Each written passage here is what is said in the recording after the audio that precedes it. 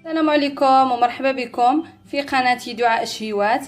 اليوم غادي نقدم لكم تشورو او خرينغو كما يسمى في بعض المناطق، اللي كيجي زوين ويجيب بهذا الشكل هذا، كيجي يعني رائع وبطريقه سهله وناجحه 100%. الا بغيتوا تعرفوا المقادير والطريقه ما عليكم الا تتابعوا الفيديو من الاول الى الاخر، وفرجه ممتعه.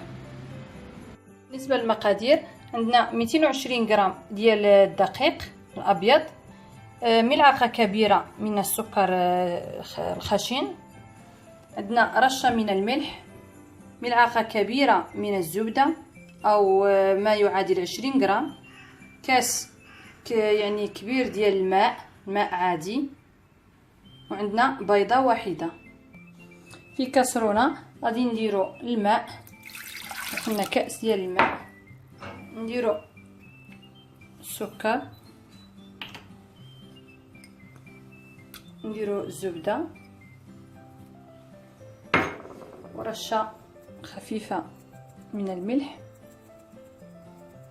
وغادي نديرهم على نار حتى تذوب لنا الزبده تماما، عاد نحطوهم باش نزيدو عليهم الدقيق. الزبده تماما وخلينا هذا حتى غلا، يعني حتى كان في حاله الغليان غادي نزيدو الدقيق يعني دفعه واحده مع التحريك بسرعه. نحاولوا نخلطوا جيدا. من بعد ما صار عجينه بهذا الشكل هذا كما ترون، في هذه الاونه غادي نزيدوا البيضه اللي ذكرناها، وغادي نحاولوا نخلطوا كاملين المكونات حتى تنسجم لنا البيضه مع الخليط ويكون عندنا جاهز، ونتلاقاو باذن الله. من بعد ما جمعنا العجين بهذا الشكل هذا، صار جاهز بهذا الشكل يعني لين، ودخلنا في ديك البيضه تماما، يعني غادي يصير بحال هذا الشكل هذا، بحال عجينه يعني صابلين.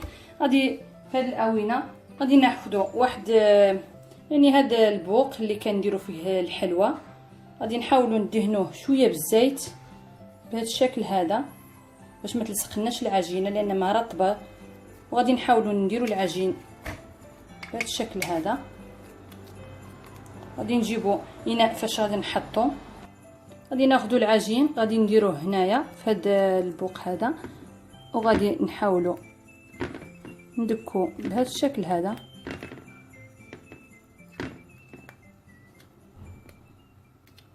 حسب الحجم اللي بغيتوه، بغيتوهم كبار بغيتوهم صغار نتوما تختاروا.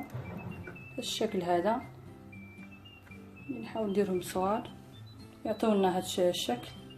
غادي نعاودوا وحده اخرى نفس الطريقه، نديرهم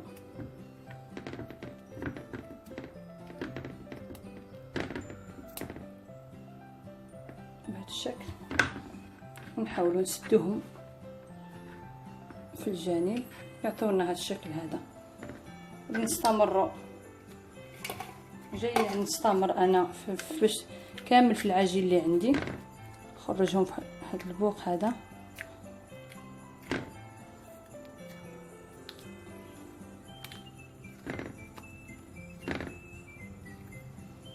ونسدو ويجيو هذا الشكل هذا. انا غادي نستمر في العجينه كامله اللي عندي، ونتلاقاو من بعد ما نقليوهم. من بعد ما درنا مقله بهذا الشكل هذا فوق النار، ودرنا فيها الزيت يعني حتى سخن جيدا تماما، ودرنا الوحدات ديالنا ديال التشورو اللي يعني صوبناهم، وغادي نخليوهم يعني يتحمروا من جوج ديال الجوانب بهذا الشكل هذا يعني حتى يطيبوا تماما، والنار تكون متوسطه ما تكونش مجهده باش يطيبوا من الداخل. غادي نستمروا حنايا حتى يطيبوا لنا كامله يعني مع التحريك من الجهتين.